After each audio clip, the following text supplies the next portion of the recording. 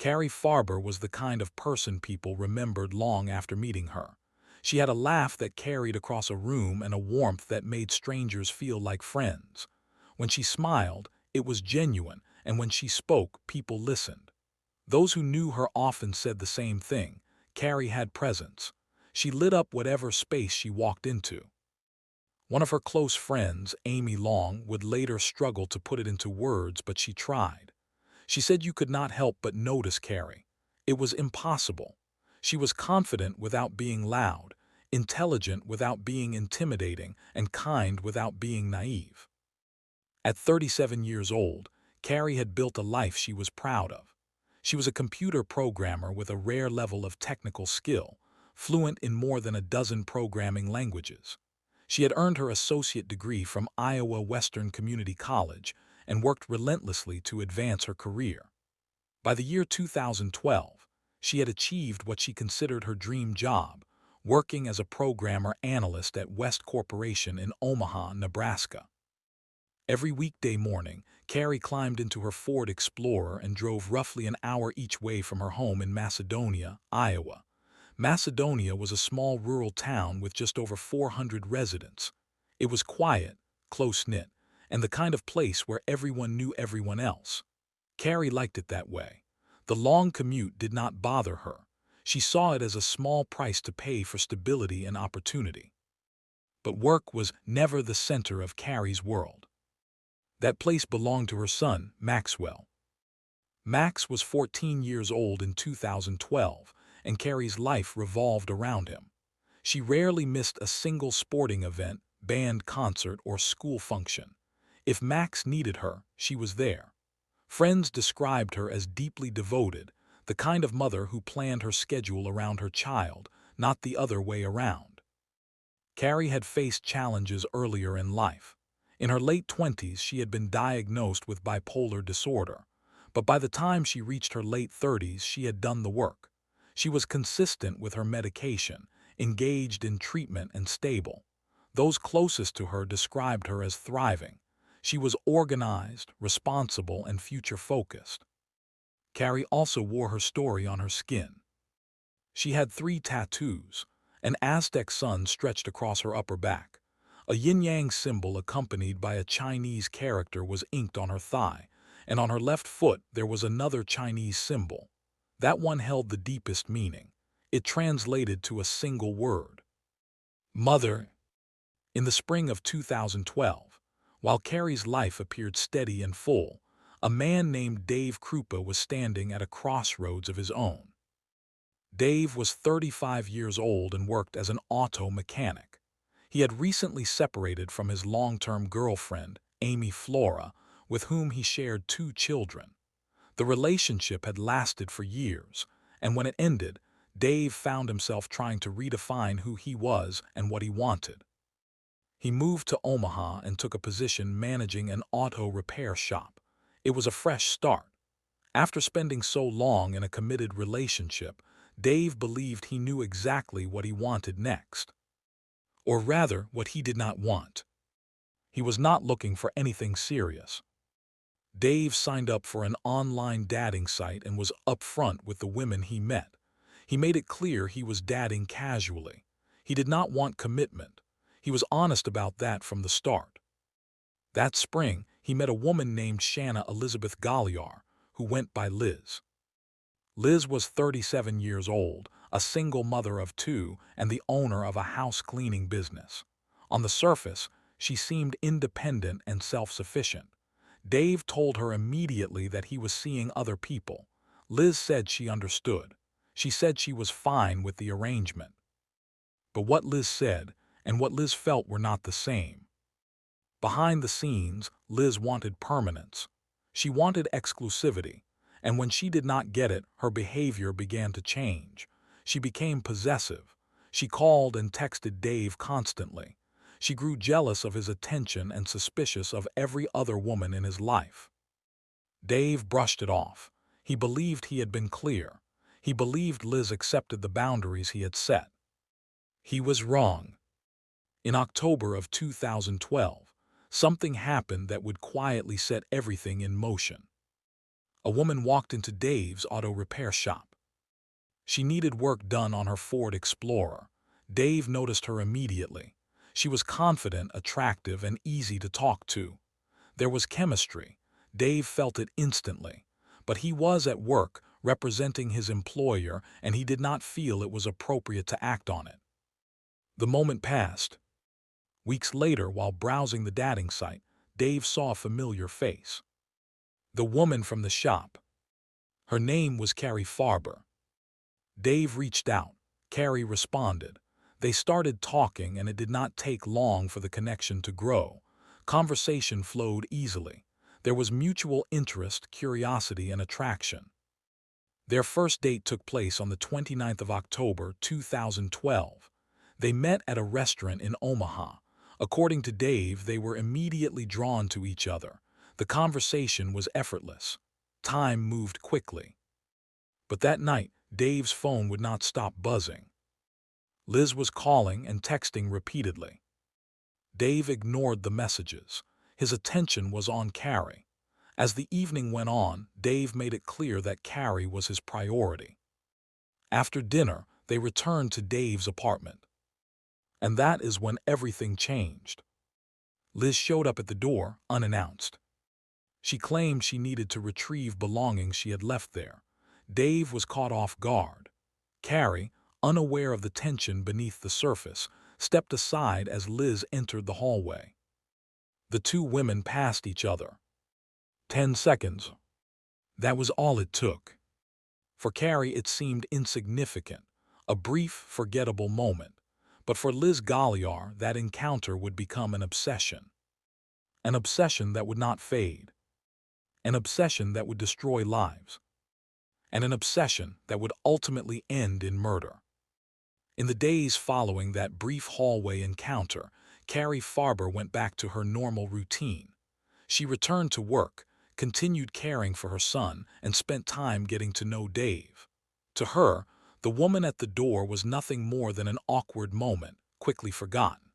Carrie had no reason to believe it meant anything more. Dave, however, began to notice a shift. Carrie and Dave continued seeing each other casually. Carrie worked near Dave's apartment, so it was easy for them to meet up after work or spend the evening together. Neither of them had entered the relationship with expectations, but something felt different. Dave later admitted that with Carrie, he found himself reconsidering his rule against commitment. There was potential. It surprised him. At the same time, Liz's behavior intensified. She called Dave constantly. She sent message after message, demanding attention, reassurance, and explanations. Dave reminded her again that he was not exclusive. Liz said she understood, but her actions told a different story. The jealousy grew sharper, more focused. Then, in early November of 2012, strange things began happening around Carrie. On the 9th and 10th of November, Carrie's Ford Explorer was vandalized outside her home in Macedonia. The damage appeared intentional. It was unsettling, but Carrie brushed it off as random mischief. Macedonia was small. Things like that stood out, but no one imagined something darker was at play. What Carrie did not know was that phone records would later show that Liz Galliar had made multiple calls to Carrie's residence around that same time. Each call was made using a blocked number, masking the caller's identity. On the 12th of November, Carrie made a practical decision. She had a major project at work and did not want to spend hours commuting back and forth every night. She asked Dave if she could stay at his apartment for the week. Dave agreed. Carrie arranged for her son, Max, to stay with her mother, Nancy Rainey. It was not unusual.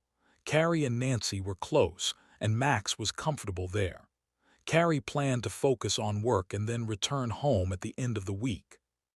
The morning of the 13th of November began like any other. Dave woke up early for work. Carrie was already awake, sitting with her laptop preparing for the day ahead. They kissed goodbye. Dave left for his shift, unaware that this would be the last moment he would ever see Carrie Farber alive.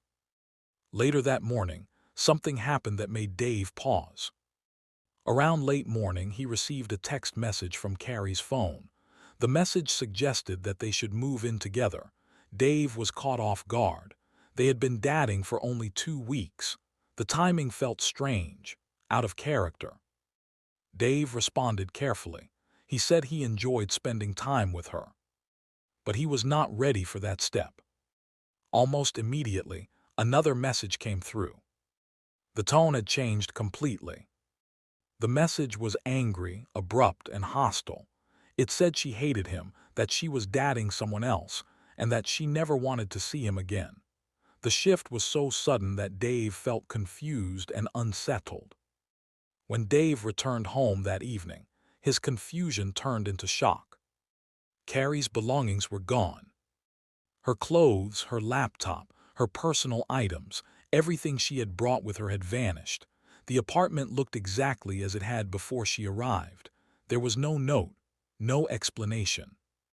It was as if Carrie had never been there at all. Dave tried to reach her. He received nothing but silence.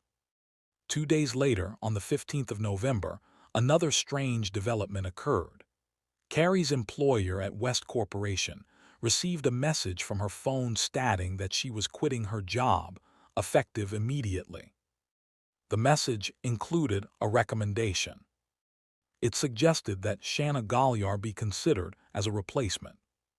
That same day, Liz applied for Carrie's position. Around this time, the messages from Carrie's phone escalated dramatically. Dave began receiving texts and emails that were increasingly aggressive and disturbing. They expressed hatred, resentment, and obsession. Some messages described Dave's surroundings in real time. Others referenced what he was wearing or where he was sitting.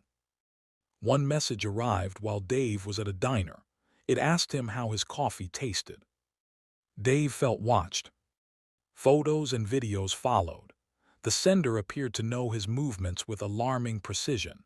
Dave became anxious, constantly scanning his surroundings, unsure who was watching him or from where.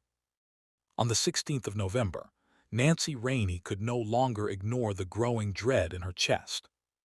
She reported her daughter missing to the Pottawatomie County Sheriff's Office.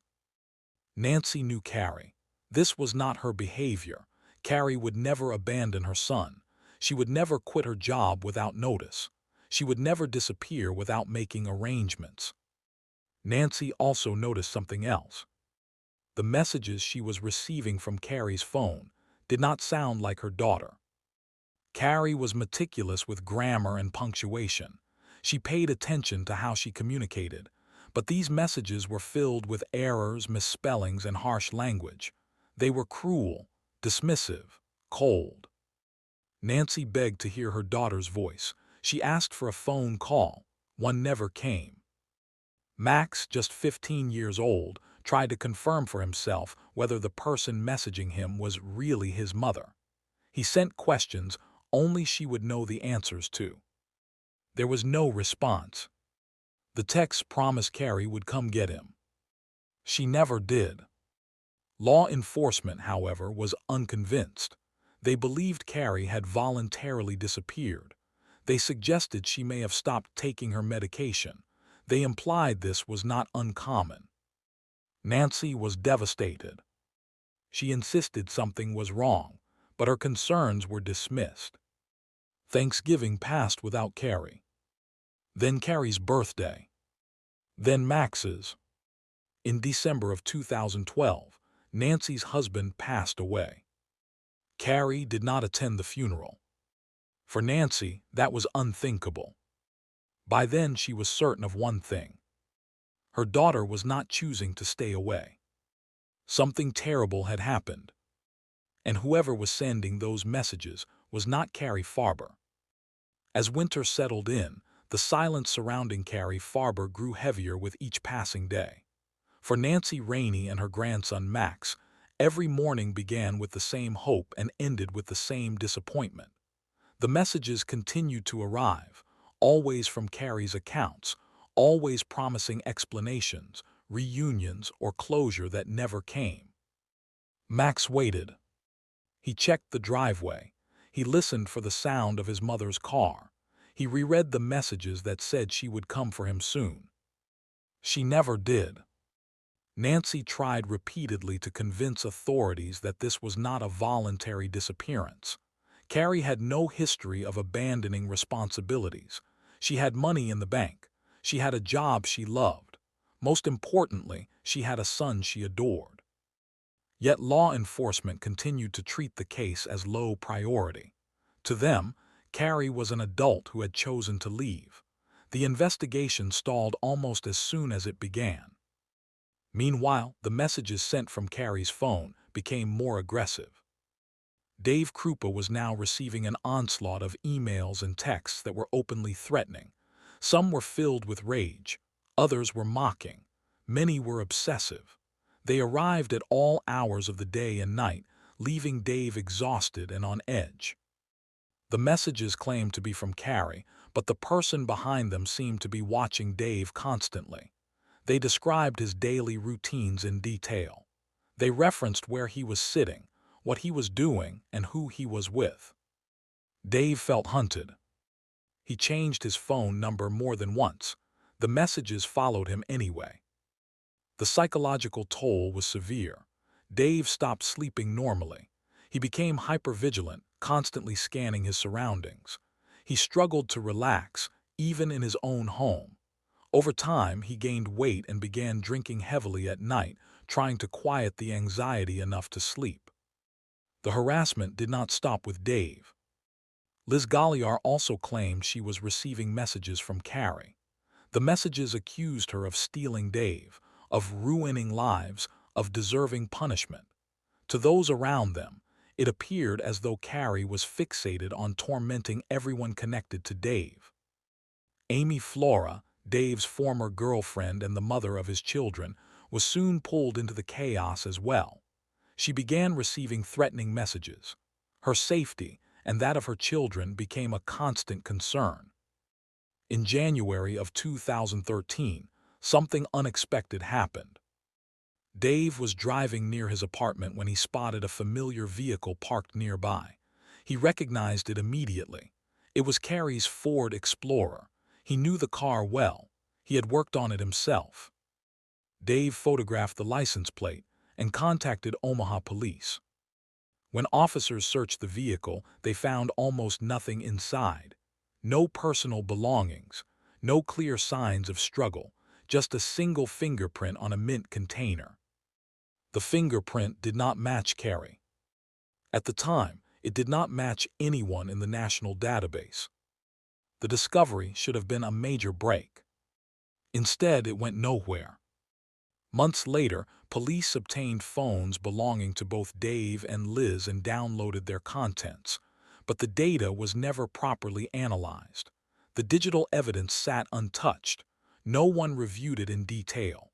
No patterns were identified. Had that evidence been examined promptly, the case might have been solved years earlier. Instead, the harassment intensified. By mid-2013, the volume of messages had become overwhelming. Tens of thousands of texts, thousands of emails. Fake social media accounts appeared and disappeared. Each account used variations of Carrie's name. To those watching from the outside, it appeared as though Carrie Farber had become an obsessive stalker who refused to let go. In reality, Carrie had not spent a single dollar since the day she vanished. Her bank accounts showed no withdrawals, no purchases, no activity of any kind. Adults do not simply disappear and spend nothing. But no one seemed willing to connect the dots. In August of 2013, the situation escalated dramatically. Liz Galliar's house caught fire. The blaze destroyed much of the home. All 4 of Liz's pets were killed in the fire: 2 dogs, a cat, and a snake. Shortly afterward, emails arrived claiming responsibility for the arson. The messages were signed with Carrie's name. The narrative grew darker. Now Carrie was not just a stalker. She was being portrayed as dangerous. Around the same time, Dave's gun was reported stolen from his apartment. The theft went unexplained.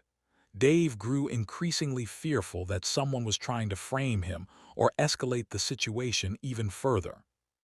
In January of 2014, a brick was thrown through Dave's apartment window while he was inside with another woman. The message was clear: no one was safe. Still, no arrests were made. The case was slowly relegated to a cold file. By then, more than 2 years had passed since Carrie's disappearance. The volume of harassment was staggering. Estimates ranged from 25,000 to 50,000 text messages and more than 15,000 emails. Maintaining the deception had become a full-time job. 40 to 50 hours a week. More than 60 email accounts were involved. Carrie Farber's name was being used to terrorize everyone she had ever cared about. And in her hometown of Macedonia, the damage was irreversible. The small community believed the story they had been given. They believed Carrie had abandoned her son. They believed she had spiraled into obsession and violence. The gossip followed Nancy and Max everywhere. Carrie's reputation was being destroyed. Nancy continued to receive cryptic messages from social media accounts claiming to be her daughter. The messages told her not to look for her, to move on, to stop asking questions. But Nancy never did. She held on to hope even as the years passed and the holidays came and went without Carrie.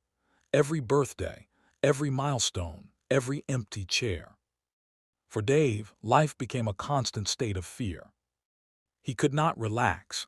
He could not feel safe. The messages were relentless, always reminding him that someone was watching, someone knew where he was, someone could reach him at any moment.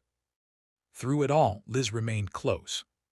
She appeared supportive, sympathetic. She was there when Dave was overwhelmed. She received messages, too, reinforcing the illusion that they were all victims of the same unseen tormentor.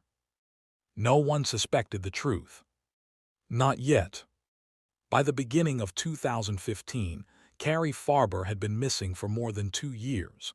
There had been no confirmed sightings, no financial activity, and no direct communication that could be verified as truly coming from her.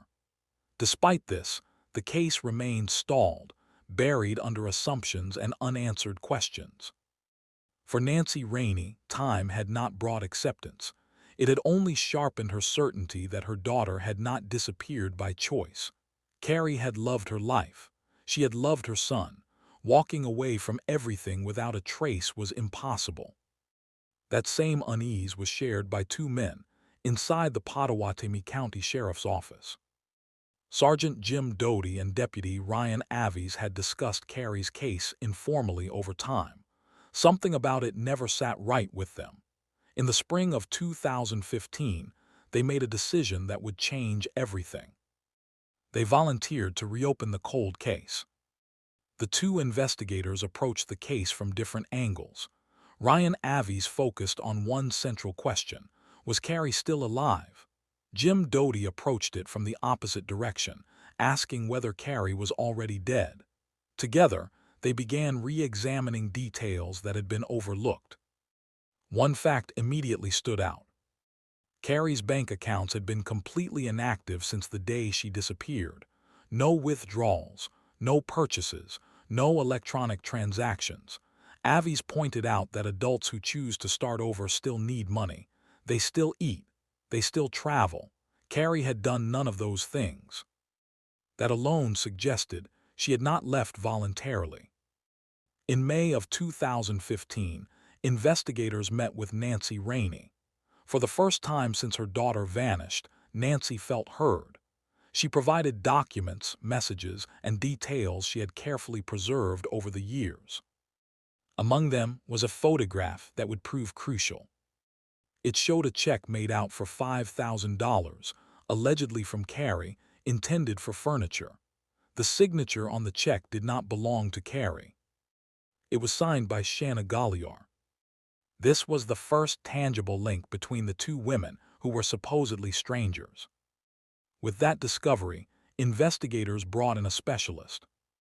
Anthony Carver, A special deputy and the digital forensics administrator for Pottawatomie County joined the investigation. Carver had initially volunteered for the position for $1 a year, driven by a passion for uncovering digital truth. Over time, he would devote thousands of hours to the case, even postponing his own medical procedures to continue the work. Carver began analyzing phone data that had been downloaded years earlier, but never properly examined. Almost immediately, patterns emerged. Carver saw that Liz Galliar had been posing as Carrie Farber. The language, the timing, the digital fingerprints. It became clear that one person was behind the avalanche of messages. But while they could prove impersonation, they still did not know what had happened to Carrie herself. Between 2012 and 2015, Liz had become increasingly sophisticated. She used services that allowed messages to be scheduled in advance. Emails and texts would be sent at times when she was physically with Dave, ensuring she could not be suspected. Dave and Liz would receive messages from Carrie at the same moment, reinforcing the illusion that the sender was elsewhere. Carver also discovered that Liz had created more than 24 fake email addresses, all variations of Carrie's name. The scale of the deception was staggering. Photos on Liz's phone revealed something else. Some of the images had been taken nearly a month before law enforcement located Carrie's vehicle. Liz knew where the car was before police did. That detail raised serious concerns. Carver began developing custom software to comb through the massive amount of data. He scanned metadata, recovered deleted files, and traced internet activity with painstaking precision. He described the process as looking for a needle in a haystack. But eventually he found it. Thousands of threatening messages were traced back to locations where Liz had been living. Internet addresses tied the harassment directly to her residences, including the house that had later burned down. The fingerprint found years earlier in Carrie's car was finally matched. It belonged to Liz Galliar. For investigators, the picture was becoming clear. Liz had not only impersonated Carrie, she had orchestrated a campaign of terror that spanned years, manipulating everyone involved.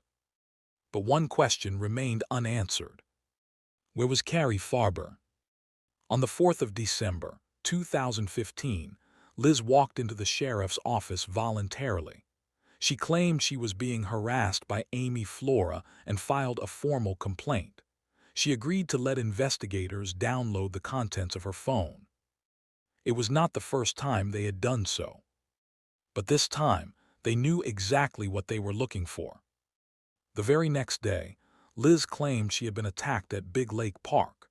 She said she had been shot in the thigh by Amy Flora using Dave's stolen handgun. Investigators immediately suspected the wound was self-inflicted. But they did not confront her. Instead, they played along. They told Liz they believed her. They asked for her help in catching Amy. They encouraged her to gather evidence. Liz took the bait. And in doing so, she began to reveal the truth. In the months that followed Liz Galliar's claimed shooting at Big Lake Park, investigators made a deliberate decision. They would allow Liz to believe her story had worked.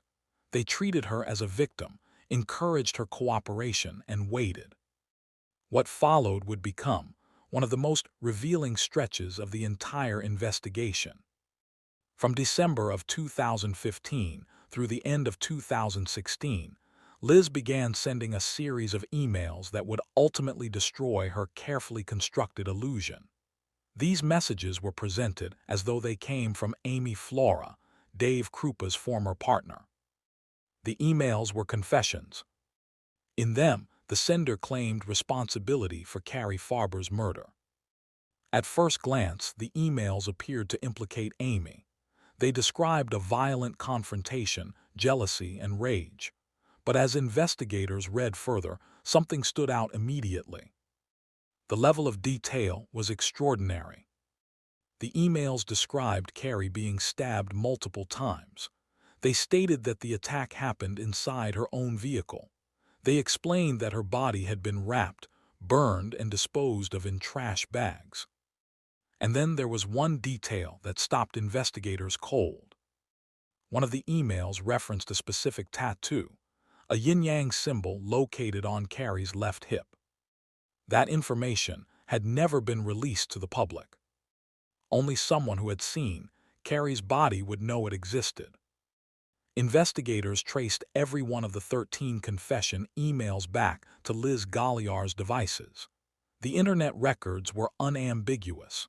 The messages originated from her phones, her computers, and locations tied directly to her. It was no longer a question of impersonation.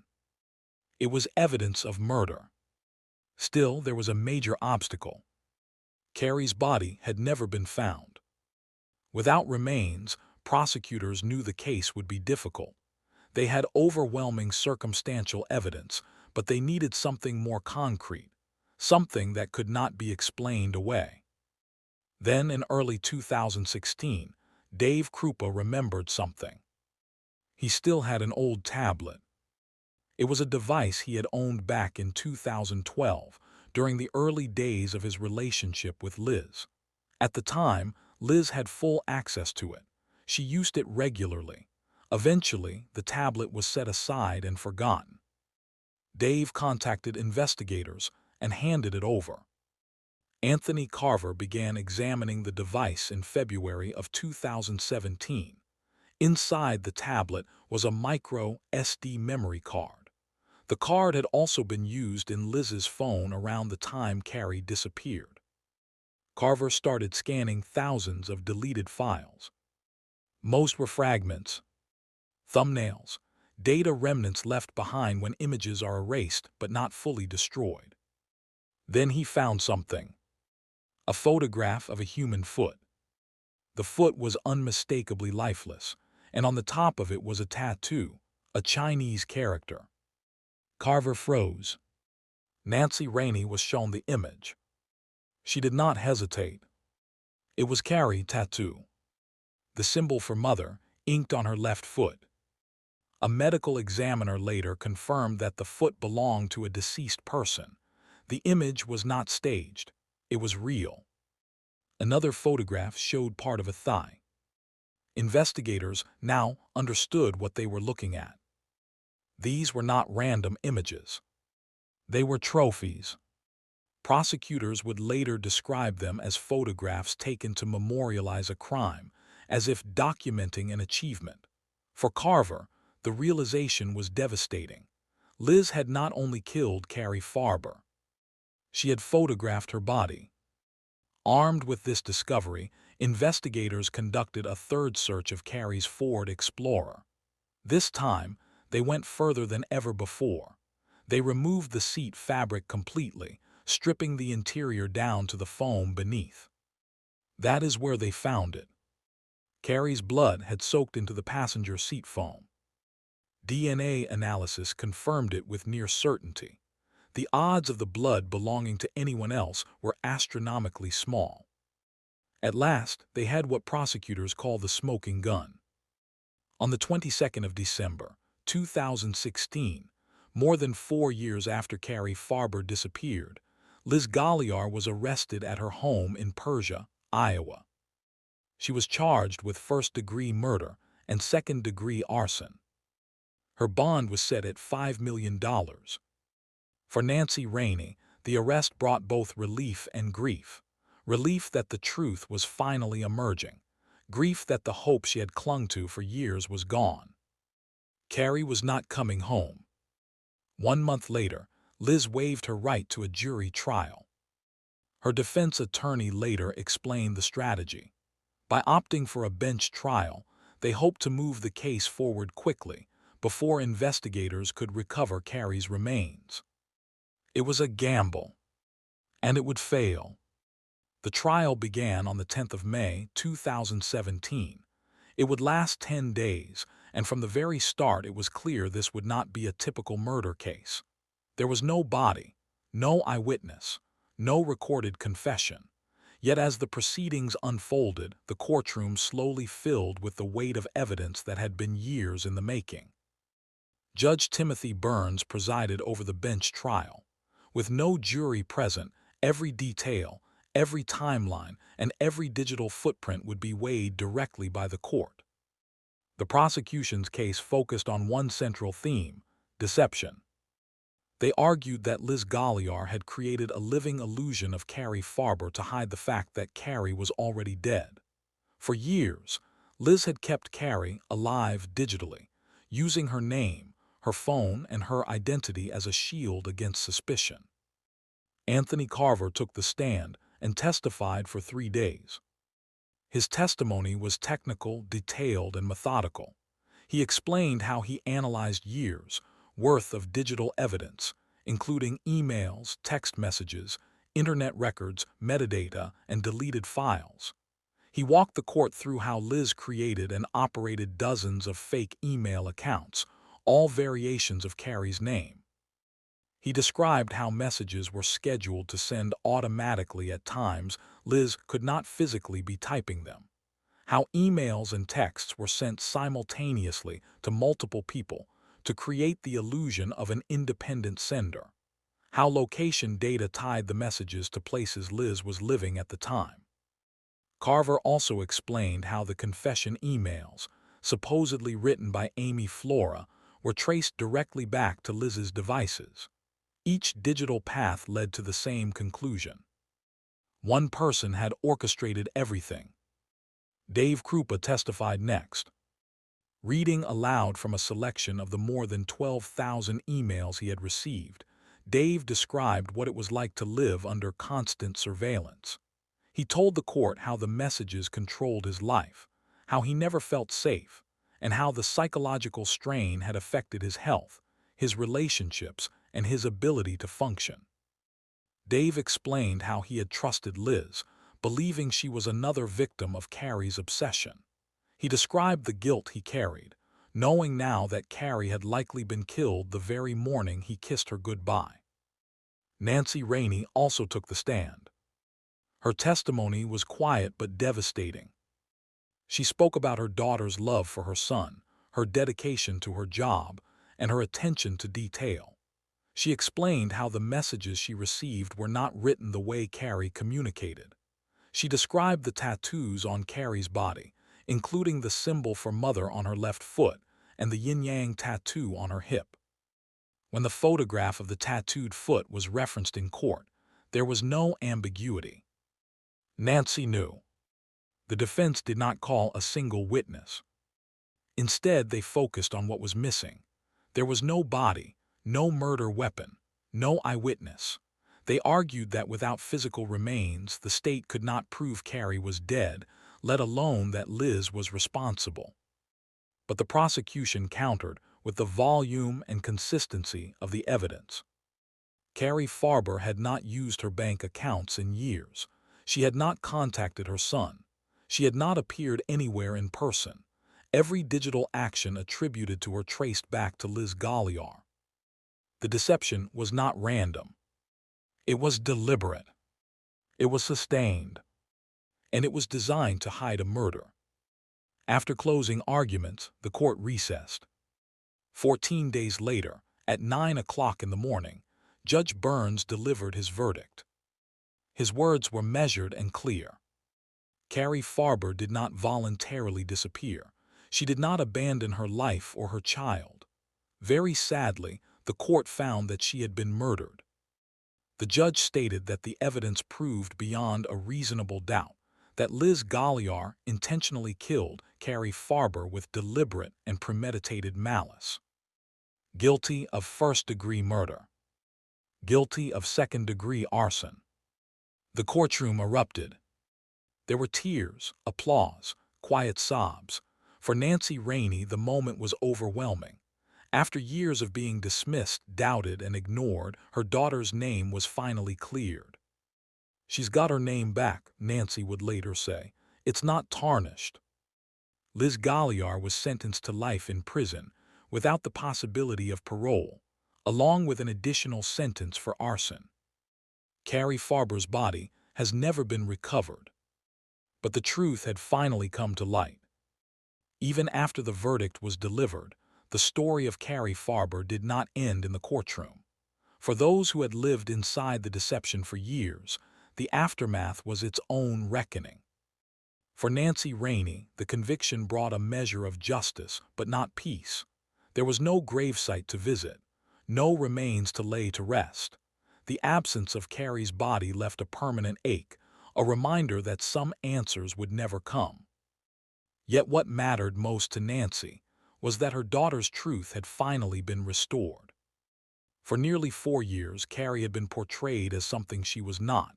In the small town of Macedonia, rumors had spread unchecked.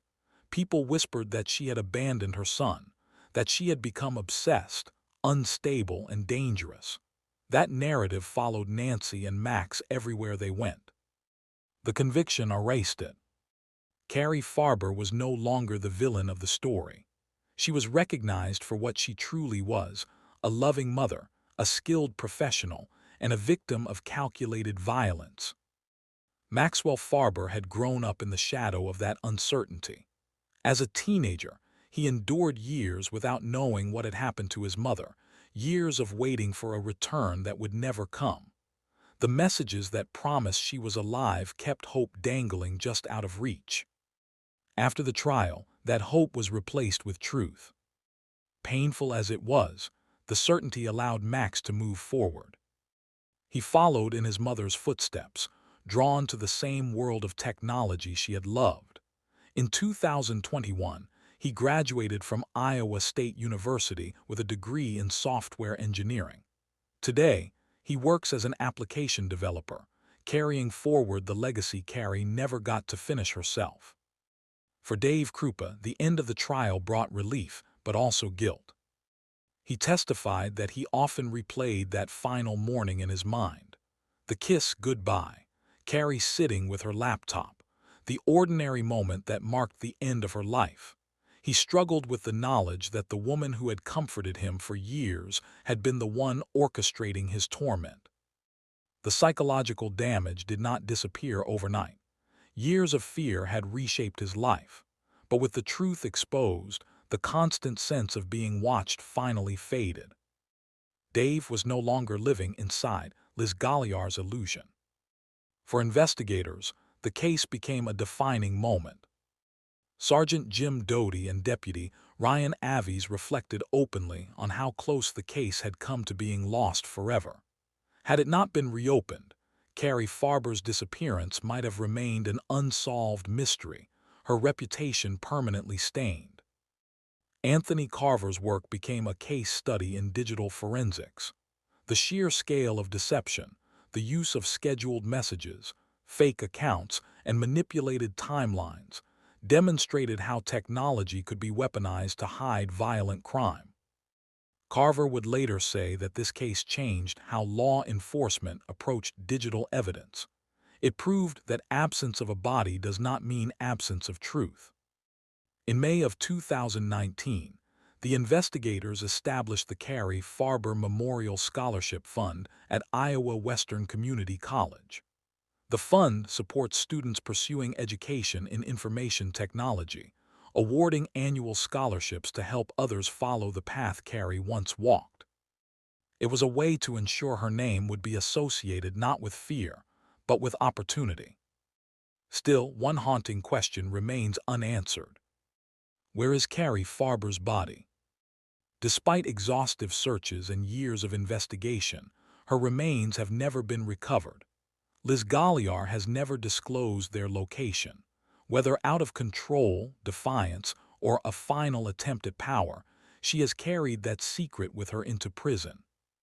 For Nancy, that silence is the last cruelty. But even without a body, Carrie's story stands as a warning and a testament. A warning about how obsession can hide in plain sight. And a testament to the power of persistence, of refusing to accept convenient explanations when the truth does not fit. For years, the world believed Carrie Farber was a dangerous stalker. The reality was far more disturbing. She was the one being watched. She was the one being silenced. and she was the one who lost her life. As time passed after the conviction, the full scope of what had happened to Carrie Farber continued to sink in for those closest to the case. The story was no longer just about a murder. It had become a lesson in how perception, technology, and misplaced assumptions can allow the truth to remain hidden in plain sight. For years, Liz Galliar had managed to control the narrative. She dictated who was seen as a victim and who was seen as a threat. By impersonating Carrie so convincingly and so relentlessly, she turned an entire community against a woman who could no longer defend herself. The volume of communication alone was staggering. Investigators estimated that Liz had sent between 25,000 and 50,000 text messages and more than 15,000 emails. Dozens of fake email addresses were created. Entire online identities were manufactured and discarded. It was not sporadic behavior. It was organized, sustained, and obsessive. Maintaining the deception required discipline. Liz scheduled messages in advance, sometimes weeks or months ahead of time. She studied the writing styles of the people she impersonated. She carefully chose when and where messages would be sent so that she appeared to be elsewhere. She exploited trust, timing, and technology with precision. For law enforcement, the case forced a difficult reckoning. Early assumptions had shaped the investigation from the beginning. Carrie's mental health diagnosis, despite being well-managed and stable, was used to explain away her disappearance. Once that narrative took hold, alternative explanations were dismissed. The digital evidence sat unexamined. Years were lost. Sergeant Jim Doty would later say that the case demonstrated how dangerous it can be to assume intent without proof. Adults do not simply disappear and erase themselves completely.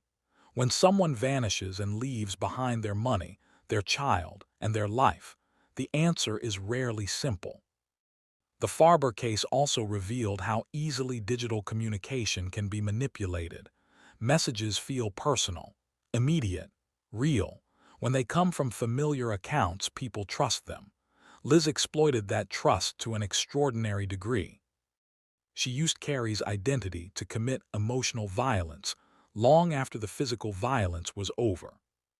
Even after the conviction, the damage lingered. Nancy Rainey continued to grieve not only the loss of her daughter, but the years stolen by doubt and disbelief. She had fought to be heard while the world questioned her instincts. In the end, she was right all along. Carrie had not walked away. She had been taken. The community of Macedonia slowly began to reckon with its own role in the story. Gossip faded. Apologies surfaced quietly. The narrative shifted. Carrie's name was spoken differently now, with respect rather than suspicion. For Max, adulthood came with clarity and responsibility. He chose to honor his mother not by dwelling on how she died, but by how she lived. Through education, work, and quiet determination, he built a life that reflected the values Carrie had taught him. The scholarship created in Carrie's name ensured that her legacy would extend beyond tragedy. Each student supported by the fund represented a future Carrie herself had once envisioned. Yet one truth remains unchanged. Carrie Farber never got to tell her story. The voice that tormented so many for years was never hers. The cruelty attributed to her was fabricated. Her silence was not chosen. It was imposed. And that is what makes this case so unsettling. A woman was murdered and then erased, only to be resurrected digitally as something she never was. For nearly 4 years, the illusion held. Until it didn't. The case of Carrie Farber stands as one of the most disturbing examples of how a person can be erased, rewritten, and weaponized long after their life has been taken. For nearly 4 years, Carrie existed only as a digital ghost, a version of her crafted deliberately to mislead, intimidate, and punish. While her family searched for answers, her identity was used to spread fear, destroy relationships, and manipulate law enforcement. The cruelty of that deception cannot be overstated. Carrie Farber never sent those messages. She never stalked anyone. She never abandoned her son. Every action attributed to her after the morning of her disappearance was a lie carefully engineered to keep the truth buried. The truth was that Carrie's life ended quietly and violently, not in public view but in isolation. And for years, no one knew. What ultimately brought justice was not a confession or a witness, but persistence. A mother who refused to stop asking questions, investigators who chose to reopen a case others had forgotten, and a forensic analyst who followed digital trails most people never think to look for. This case changed how missing persons investigations are approached. It showed that a lack of physical evidence does not equal a lack of truth. It demonstrated how technology can be used not just to connect people, but to deceive them on a massive scale. Most of all, it restored a name. Carrie Farber is no longer remembered as a villain, a stalker, or a woman who walked away from her life. She is remembered as a devoted mother, a skilled programmer, and a victim of extreme obsession. Her son, Maxwell, carries her legacy forward. Through education, through his career, and through the values she instilled in him long before her life was cut short. The scholarship in Carrie's name ensures that her passion for technology continues to open doors for others. Liz Galliar will spend the rest of her life in prison. Carrie Farber will never come home.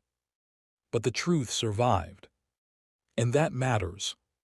Cases like this remind us why details matter, why assumptions can be dangerous, and why some stories demand patience, skepticism, and relentless pursuit of facts.